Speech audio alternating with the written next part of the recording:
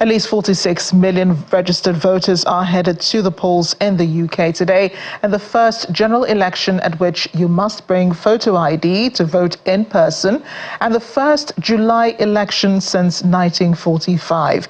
The election comes after a 6-week campaign period as Britons hope to elect 650 MPs. Parties need at least 326 seats to form a majority government. Leader of the party with the majority becomes Prime Minister. Polls close at 10 p.m. British Standard Time, and exit polls should be released shortly after.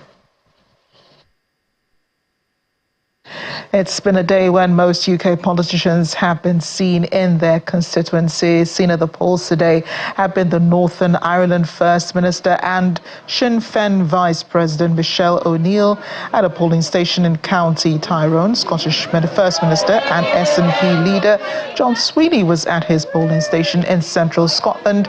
Prime Minister Rishi Sunak and his wife Akshata Murty voted not long after polls opened in North Yorkshire.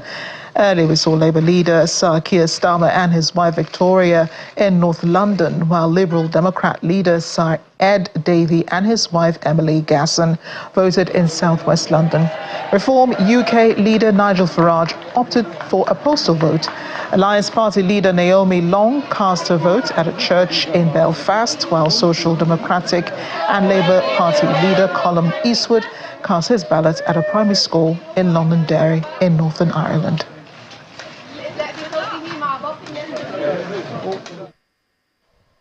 Let's move on to developments ahead of the general elections in the United States now, where voters head to the polls in less than 5 months. Amidst criticism and praise, President Joe Biden says he remains in the elections. Speaking to a Wisconsin radio station, President Biden admitted he made a mistake in last week's debate against Donald Trump with his stumbling performance, but has vowed to fight on in the election race and move to reassure key allies. He's also urged voters to instead judge him on his time in the White House. Questions have been swirling around whether the 81-year-old will continue with his campaign following a debate marked by verbal blanks and a weak voice. A sparked concern in Democratic circles around his fitness for office and his ability to win the election. Pressure on Mr. Biden to drop out has only grown as more polls suggest his Republican rival's lead has widened. A New York Times poll conducted after the debate, which was published on Wednesday, suggested Trump was now holding his biggest lead yet at 6 points.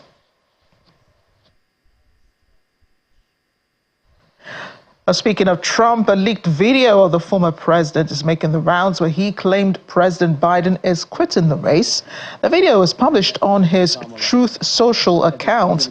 Trump was seen describing Biden in insultive terms while speaking with a group of golfers on a golf course.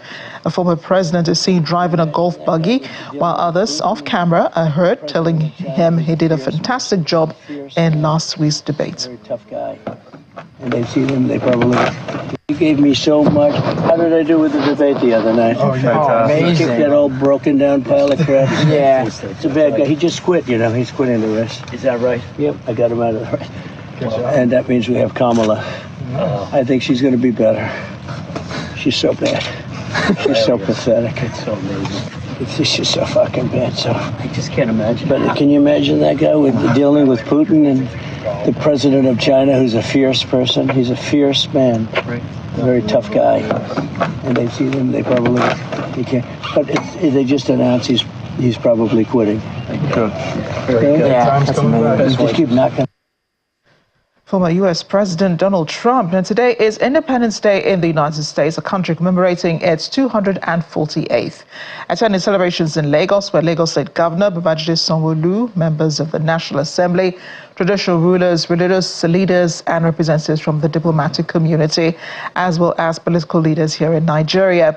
Consul General Will Stevens, in his address, reiterated the strengthening of partnerships between the United States and Nigeria, highlighting recent high-level visits from Washington since the beginning of the year, including the Secretary of State Antony Blinken and Assistant Secretary of State Lee Satterfield.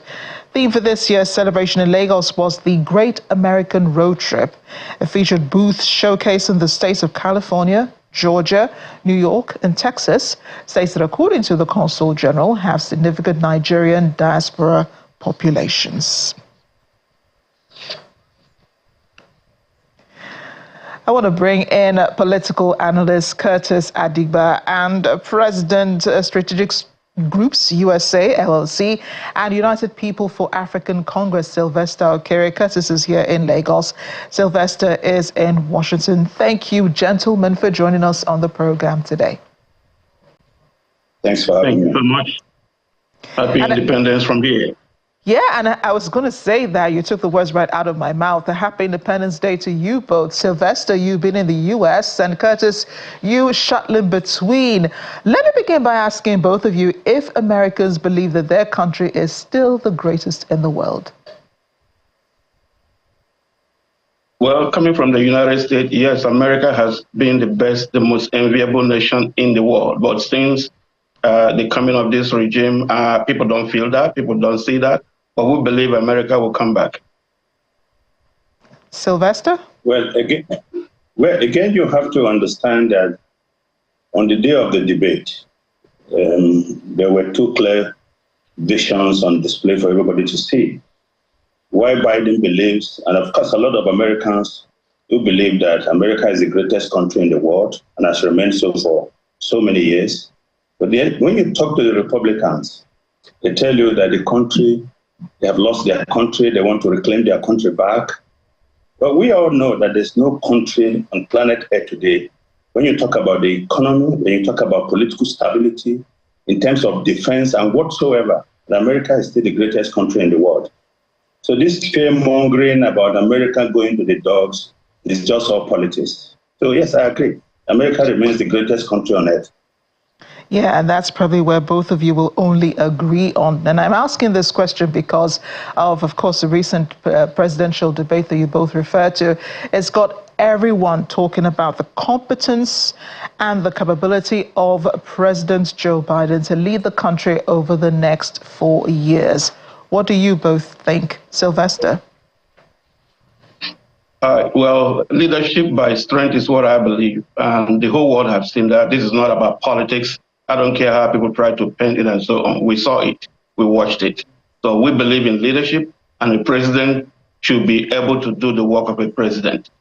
For him hanging on, I don't know what it is about. I would say it's greed or whatever he may call it. But I think if he really loves the country and those who support him, the best they could do is to pray for this man. He needs to go home and stay with his family, enjoy his life. A man that has been in politics for how many years? Over 40-something years.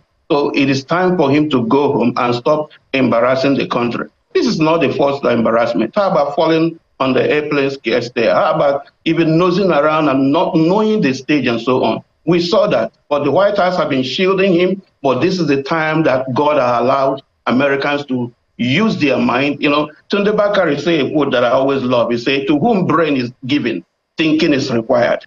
Anyone that has brain should think.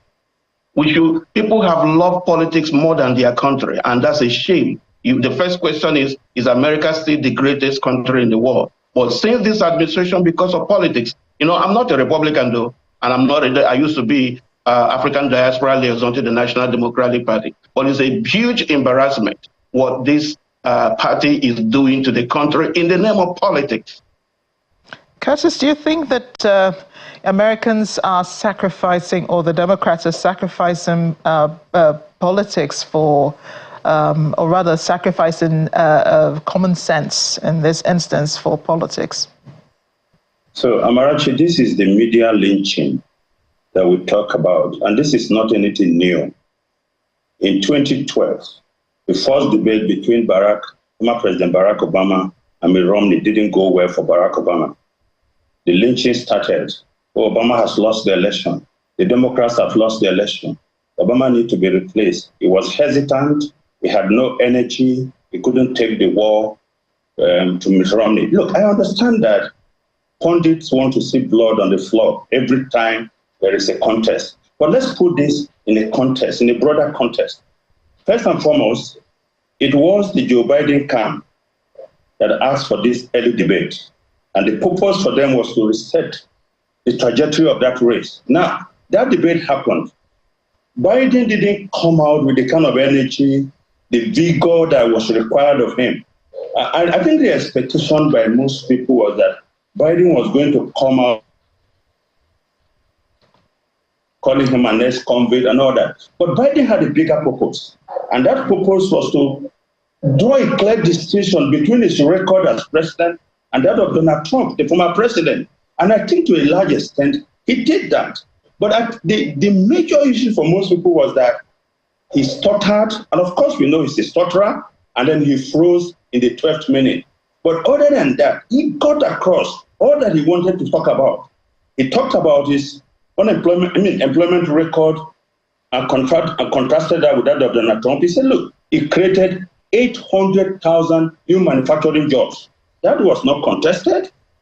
He talked about him loving democracy more than the former president and said it was a danger and a threat, an existential threat to democracy in America. That was not contested. Now, CNN, the organizers of the debate themselves said it was a debate, according to Van Jones, which was adopted by the CNN. This was a debate between an old man and a con man. The other man lied his way throughout the campaign. So how does it become the best choice for Americans at this stage? I want to believe that there's a silver lining for Biden because the debate happened so early, 5 months after the election. Americans will see for themselves the Joe Biden that is president. If he lacks the mental acuity and the vigor that is required of the president, they will have to make that choice. But this whole idea that because one debate, 90 minutes debate, did not go well, then the president has become a danger and a threat to the country is a funny idea. Before the debate, why were there no talks about Biden being unfit?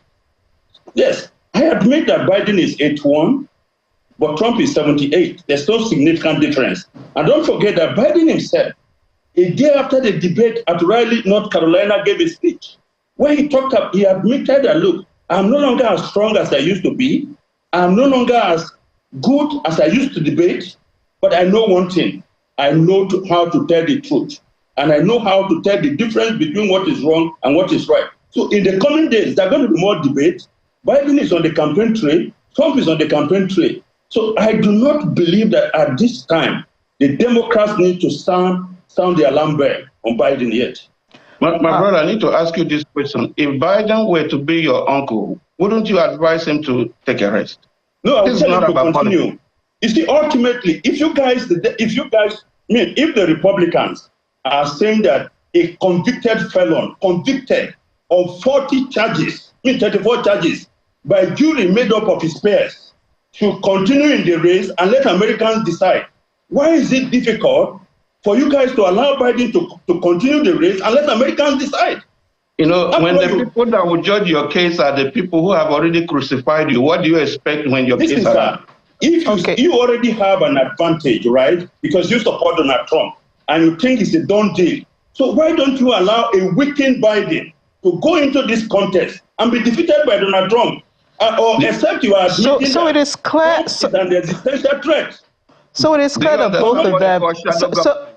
So it is clear that neither of them is going to drop out of this race. Biden has said he's not dropping out of the race, even though we heard Trump in a leaked video saying that he thinks that the Democrats are talking about a new candidate replacing Biden. Biden says he's not dropping out of the race.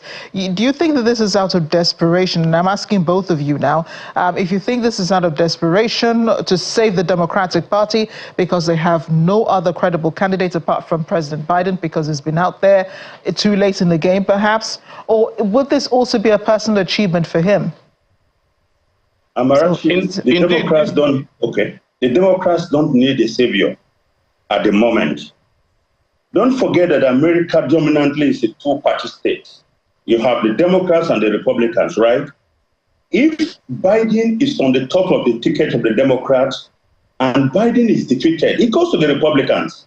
Now, the argument that I found very difficult to understand is Biden has to get out of the ticket in the interest of America. This choice, America is not bound by Biden's choice. There is a second choice, which is Donald Trump. Okay? And there are also candidates from the smaller parties. Now, if Biden is not going to be a great candidate for a Democrat, Republicans should rejoice because they have a weakened candidate to beat in an election. I do not think that this is about the aspiration for Biden. Like he said, he has been a senator for so many years. He was also the vice president for 8 years, and he has been president for 4 years. There is nothing that is left for him to achieve in politics. But Biden believes that he's a fighter for the ordinary people of America. And when you look at the brother, there are a lot of fighters for America. There are a lot of people who love America. If you understand what shadow government means, and if you have been watching this administration for the past 3 years, you will know that Biden is not the one ruling the country. And they are the same people pushing him to go ahead. But anybody who loves America, anybody who loves his country, anybody who loves his country would not tell this man to keep going on. This is what we call elder abuse. Like so I asked, if it's your father or your uncle, you would not allow him to keep doing what he's doing. You know what is interesting. You know what is interesting is that America has experienced president leadership under both leaders. They have experienced leadership under Biden. They've also experienced leadership under President Trump. So the question is, who do they want back? Is it Biden or is it Trump? And what would a new Trump presidency look like, knowing that he's also been convicted of crimes? Amarachi, even the Democrats themselves are calling on him to step down. Even my brother, listen. Even China, North Korea, Putin, nobody respects America again because of this imbecile on posts. You see, Nigerians, but you did agree. You did agree, though, that America is still the greatest country, didn't you? You did agree to that. Is the greatest country. It's the people that make it the greatest country, and I believe that if you bring this man again to the debate, Trump will strangle him. You people should save him because there is no need for another debate. And you know why? Before the last election, he was hid in the basement for 9 good months because this is what they were afraid of. He could not come to campaign. If this man come out again, he's going to fall there. Watch out. It is still too soon. It's still too soon. I'm sorry, gentlemen. We'll have to postpone this conversation. We'll have to. Are these your last words? And I hope it's not an argument, but go on. Well, look, he's basically trafficking the sentiments of Donald Trump. Okay? Biden was hiding in the basement, but Biden came out campaigning and firing on all cylinders. With 16 people. Hold on, sir. The truth of the matter is that you talked about Putin not respecting Biden or America. Of course, Putin has never respected America. Putin wants to destroy NATO so that he can reestablish the boundaries. The war in Ukraine wouldn't have happened if Trump was the president. What would he have done to prevent it? Because the only reason why that war would not have happened, the only reason why the war would not have happened was because Trump would have surrendered Ukraine to Russia. Okay. The peace in the Middle East, right? Gentlemen, we have to go. Did you see that? We have to go. We have to go, gentlemen. We have to go. We will revisit this conversation, and I promise I will bring both of you on where you have more time to discuss this. I know that you're both very passionate about, the people that you support, and I'm so happy that, you agreed to join in the conversation today. A happy Independence Day to both of you. You both have links to the United States. I know that's why you're so passionate about it. Thank you, Curtis. Thank you, Sylvester, for joining us on The World Today. Jamaica is still reeling from the impact of Hurricane Beryl. Hundreds of thousands of homes are said to be without power after Hurricane Beryl made landfall along the island's southern coast on Wednesday night. The Category 4 storm, one of the most powerful to ever hit the country, has brought more than 12 hours of heavy rain, prompting concerns about flash flooding. An island-wide curfew was extended until 6 p.m. local time today. While the hurricane warning has been cancelled, it's been replaced with a flash flood watch. As soon as the curfew is over, residents will be able to go outside. The U.S. National Hurricane Center reports that Beryl has now weakened to a Category 3 storm and is rolling towards the Cayman Islands and southern Mexico. Meanwhile, fishermen in Barbados are evaluating the impact of their boats following the passage of Hurricane Beryl through the southeastern Caribbean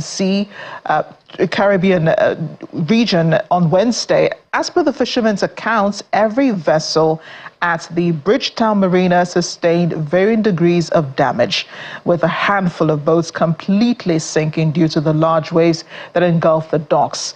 Barbados experienced the effects of Hurricane Beryl as it swept through the island on Monday as a powerful Category 4 storm, bringing winds exceeding 130 miles per hour and resulting in considerable damage. The fishing industry in Barbados plays a significant role in providing income and employment opportunities for a large number of residents. Meteorologists stated that Hurricane Beryl's rapid intensification into an unusually early powerful storm highlighted the warm ocean conditions in the Atlantic and Caribbean, foreshadowing the upcoming hurricane season. Checking in on India now, the preacher who led an overcrowded gathering where more than 120 people were crushed to death on Tuesday denied blame. He has pledged to cooperate with the police investigation, though. Lawyer for the self-styled guru known as Bole Baba says the crush occurred due to some anti-social elements and blamed a criminal conspiracy hatched against his client.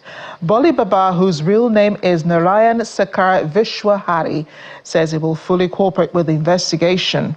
Today, police said they'd arrested 6 people who were part of a committee that organized the event. Nearly all those killed were women and children who were attending the Satsang, a Hindu religious festival in Hathras district. The case has sparked outrage in India and questions about a lack of security measures. Here on the continent, Kenyan President William Ruto has ordered a pause in proposed pay rises for the country's cabinet and parliament members in the wake of public outcry. It comes a week after mass protests forced Mr. Ruto to drop a controversial finance bill that had included tax hikes. The Salaries and Remuneration Commission and chairperson Lynn Mengich stated on Wednesday that the commission would freeze the salary increases for state officers due to current realities of the economy.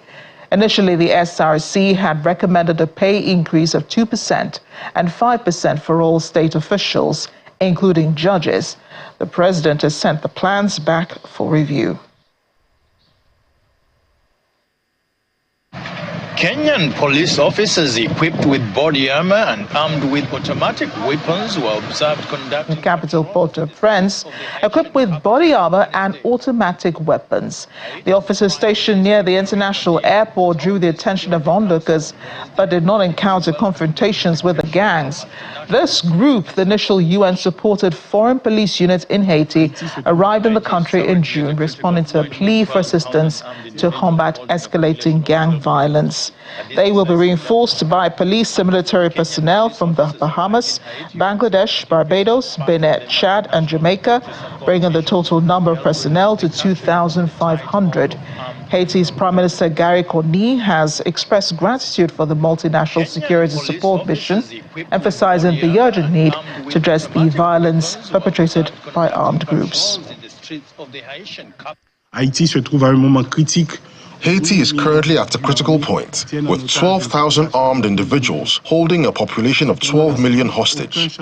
At this decisive juncture, no project, be it economic or political, can be tackled without addressing the security issue. For that reason, my government welcomes the implementation of commitments made in Resolution 2699 regarding the multinational security support mission. The deployment of the first contingent of police officers alongside Haitian law enforcement agencies should help put a stop to the barbarity of criminal groups. It's Liberation Day in Rwanda, July 4, a public holiday as well. It commemorates the defeat of the previous Habyarimana regime and the Rwandan armed forces by the Rwandan Patriotic Front in the Rwandan Civil War, thus ending the Tutsi genocide in the country. On July 4, 1994, the RPF secured the capital Kigali, while the end of the war only became official on July 18 with the liberation of the Northwest Territories. Liberation Day takes place a week after Independence Day, although it is more of a celebration rather than the national mourning period for the Rwandan Revolution on Independence Day. I want to bring in now research, political analyst and writer Gatete Rumuriza to talk some more about this.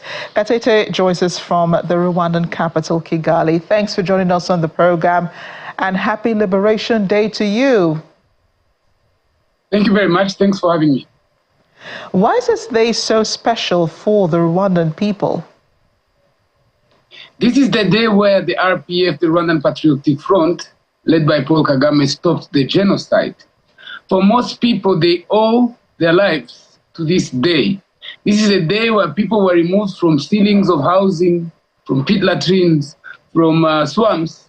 Others were taking refuge in the very stadium that at the time was a much smaller stadium, now improved and double the size, about 45,000 people now. It used to receive around 25 before. So many people were saved from that stadium, which was surrounded by killers, as the RPF fought its way to enter the stadium and rescue people after the UN had abandoned them. So people look back 30 years to this day, and they know what their life was and what their life is now. So it's a critically important day indeed.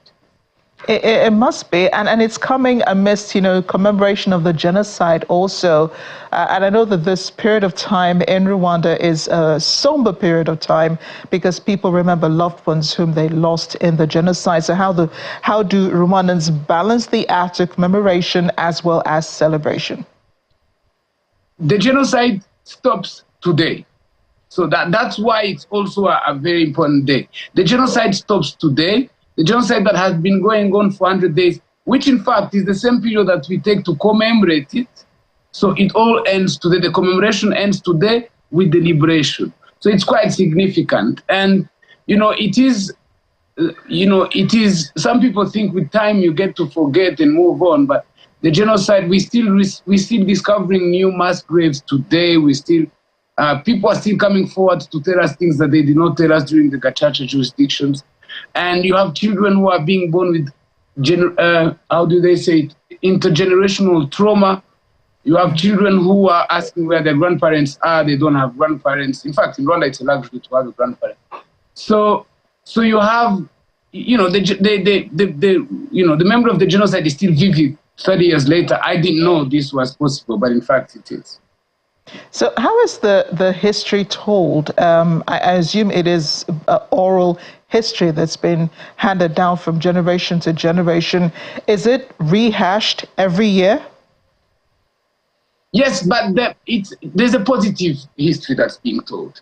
The story that's being told is that there are no Hutus and there are no Tutsis. We are all Rwandans. We always were Rwandans for 1,000 years, as Rwanda was a nation state.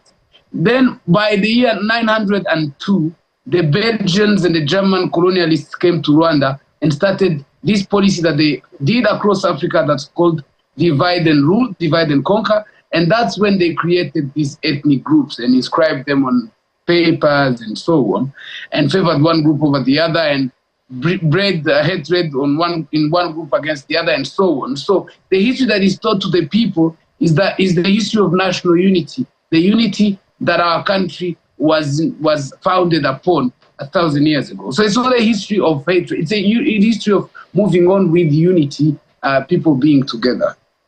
So let us in on how you're celebrating today, Gatete. What is usually, the order of celebrations in Kigali?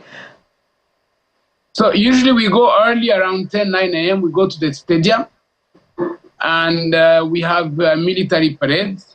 That's quite entertaining. And then after that, people go to celebrate within small groups.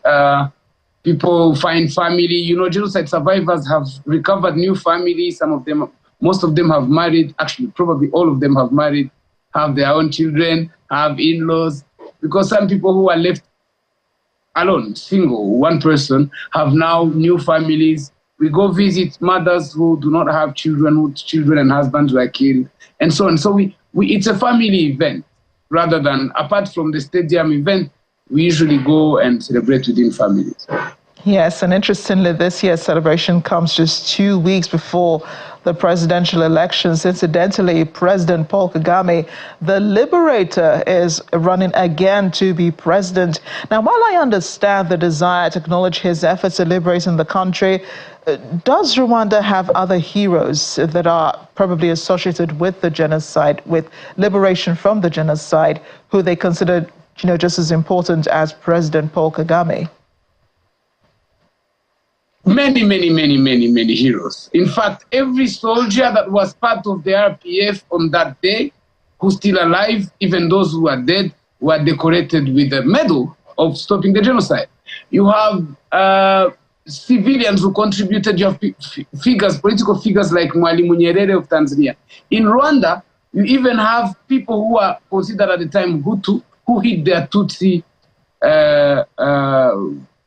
who are being hunted down. Hutus who saved Tutsis have also been decorated. We have many heroes. We have many living heroes among us, and most of them are our fathers. We are the next generation, but all our fathers did participate in either stopping the genocide or rebuilding the country, or both. Indeed. I'm sure you cherish those memories and, the oral history that's been told by your parents.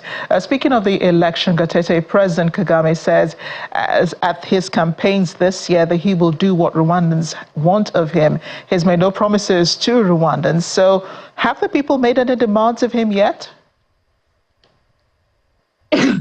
Yes. The people demand of him that to end poverty as soon as possible.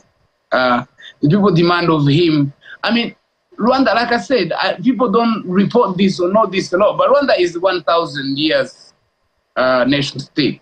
What happened? The genocide happened because the leaders of the time did not observe leadership as it's supposed to be done in Rwanda. But Paul Kagame fulfills what we demand of him. We want peace, we want security, we want unity, and we want progress. In fact, in Rwanda, if you look historically, when economic growth is going up, there is stability and unity and peace, just like possibly in many countries, in fact. And when we have economic crisis, that when we have corruption, that if we see politicians who are corrupt and so on, these are things that Rwandans cannot tolerate. And yet, we have many demands for him, and the next 5 years, we expect extreme poverty to end completely, and poverty to be at the minimal, lowest level. This is our expectations. My expectations, at least, to the president. Now, before I let you go, Katete, I just have to ask, what's a special menu for today? My menu, what I'm going to eat. Right. I'm a Rwandan gentleman. We don't speak of food. I can tell you what I'm going to drink. Okay, no drinking, just food. Thanks again, Gatete. Happy celebrations. You're welcome. You're welcome. Away from the celebrations in Rwanda, Turkish bus drivers been killed. 20 Russian and Belarusian tourists injured in an accident in Antalya, southern Turkey. We saw footage earlier of the aftermath of the accident showing the significant damage to the front of the bus. According to media reports, the accident happened at 4 a.m. local time. It also happened after the passengers had boarded the bus from their hotels in the coastal city of Alanya en route to Antalya airport. Data from the Turkish Ministry of Tourism and Culture from 2023 shows Turkey remains a popular destination for Russian tourists. Over 4.3 million visitors from Russia come to Turkey alone each year, making it the primary source of foreign tourism.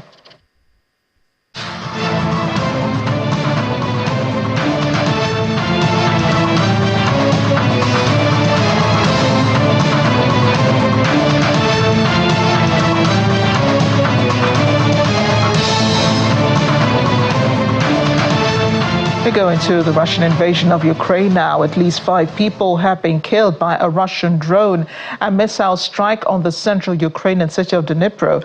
Officials say further 53 people were injured in the blast early Wednesday morning. Shops, schools and hospitals were also damaged by the strike.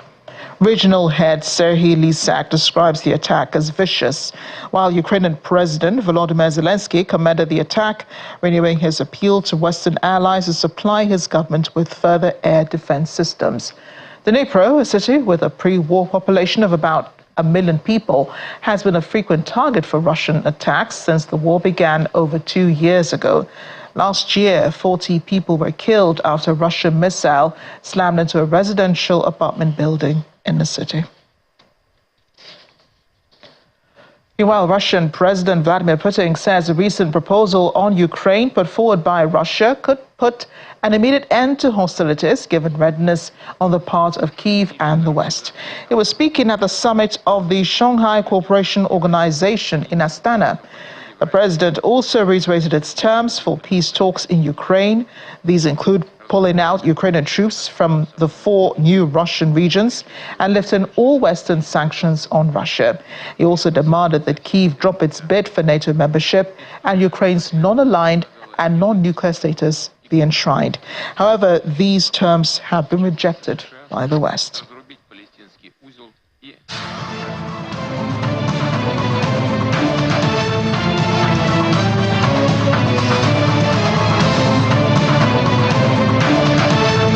Israel says it is studying a response by Hamas to a Gaza ceasefire plan outlined by President Biden at the end of May.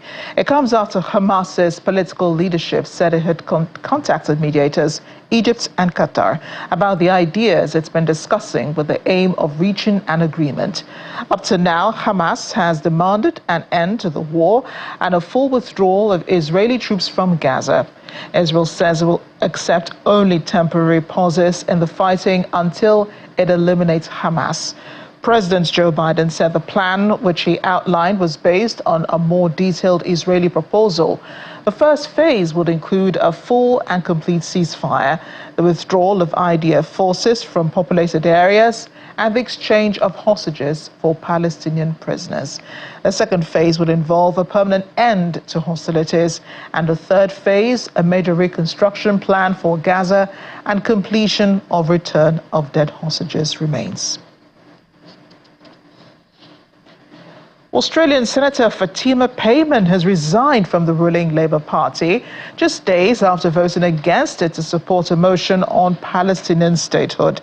Labour has strict penalties for those who undermine its policy positions, and Ms. Payman was already indefinitely suspended from the party's caucus after vowing to do it again. The 29-year-old said this is a matter which she cannot compromise on, adding that she was deeply torn over the decision. Prime Minister Anthony Albanese said Ms. Payman had thanked him for his leadership and denied allegations she had been intimidated into quitting. Ms. Payman will now join the crossbench as an independent senator.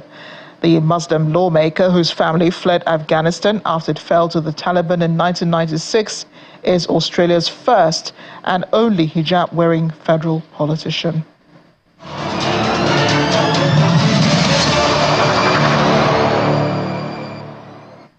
Germany has been mired by shortfalls of workers for quite some time now. And for a new law for the naturalization of citizenship is expected to boost the labor market there. And this law comes attached with the new rules for migrating into Germany as well. The law went into effect on June 27, 2024.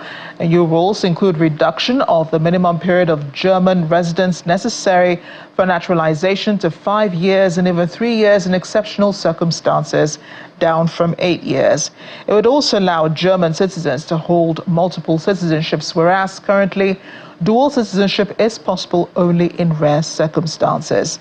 This new legislation is expected to increase uptake of German citizenship, especially as many potential citizenship applicants are citizens of other countries and therefore currently barred from naturalizing without giving up their current citizenship. Well, let's bring in the Deutsche Welle's Matthias Ritzmann from Berlin to discuss this. Hello, Matthias. Great to see you. And first off, how big of a step is this new naturalization law for Germany?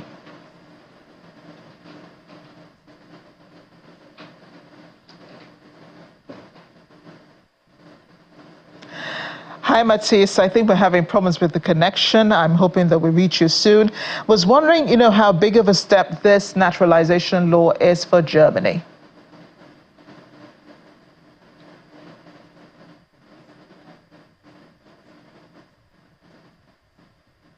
There you are. Yeah, the most important piece of this legislation is that it lowers the amount of time immigrants have to have lived in Germany for being eligible for citizenship. Now it's a mere 5 years or less in special cases of exceptional professional achievements or social service contributions that people will have lived here to apply for naturalization. With that, Germany becomes one of the fastest countries for this process, even ahead of Canada. But most applicants will still have to pass a language and a naturalization test, the latter of the two now being stepped up to include more in-depth questions on Germany's constitutional values, among them now with additional questions on Jewish life in Germany and the Holocaust. Questions that have been added after an uptick of anti-Semitic violence here recently. Sounds pretty interesting, Matisse. With those changes, how are they expected to boost Germany's labor market?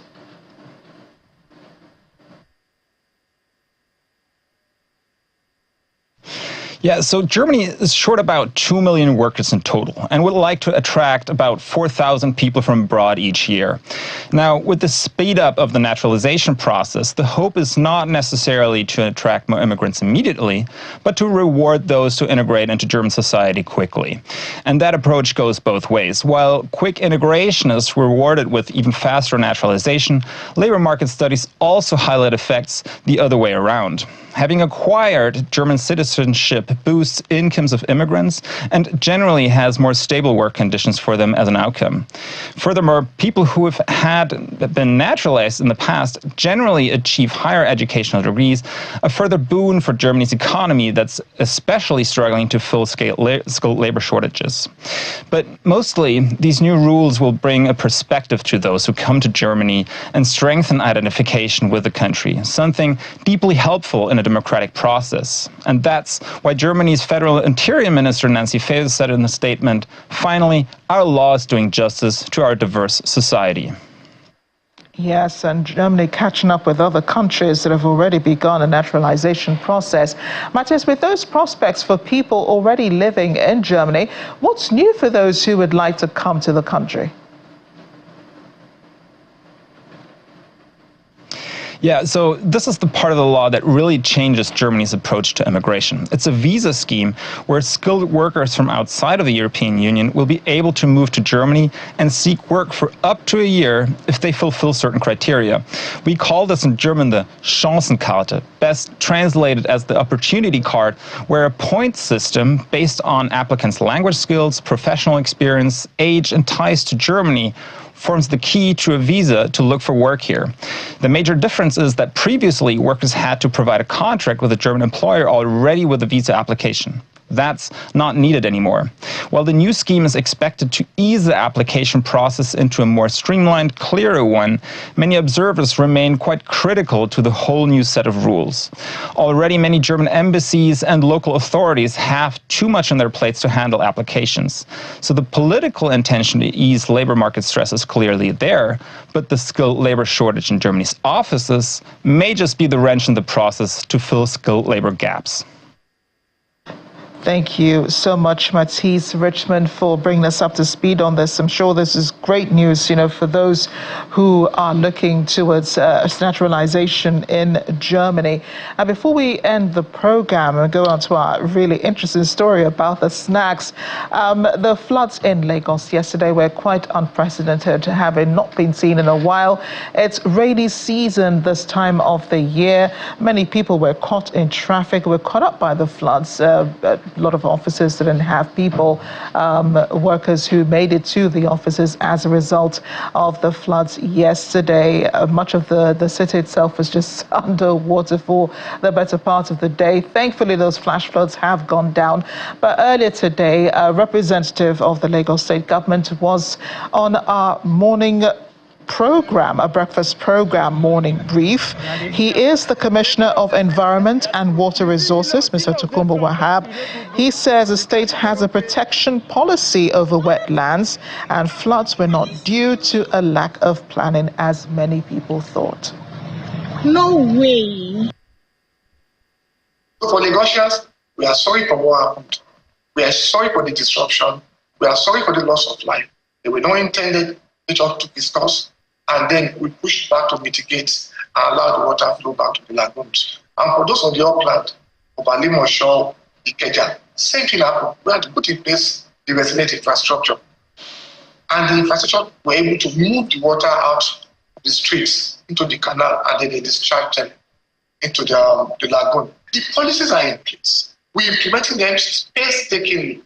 If we have to remove properties on our channels, collector parts, canal parts, we do them by serving the requisite notices. There's a pumping station at Ilubiri. Pumping water out of my name. There's a concrete line drainage system taking the water into the lagoon. The truth is, the most part of Oriri and Energy are low-lying areas. And at low-lying areas, when the water level is high, it will backflow to the area again. So what we're doing is pumping the water out.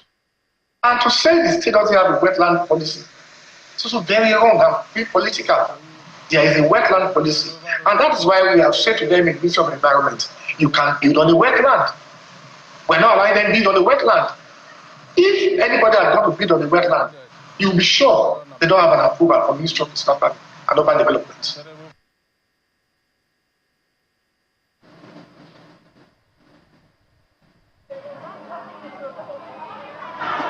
Well, my mouth has been watering ever since I teased this story before the break. It's a mega store selling, well, you guessed it, giant-sized packages of snacks. It's open in Changsha, the capital of China's Hunan province. At the opening, customers of all ages, as you see there, carried large packages of cookies and chips inside and outside the store. They were also taking pictures. Quite unbelievable. The move is the latest effort by China's leading snack chain brand Snacks Are Busy to stand out in a competitive market by catering to the region's love for all things spicy. According to a 2022 industry report by Red Star Capital, a research and financial news group based in southwestern China, the snack food market in China has maintained an annual growth rate of more than 11% since 2015 amid steady expansion across the country. Now, this is one place I wish I could be in right now.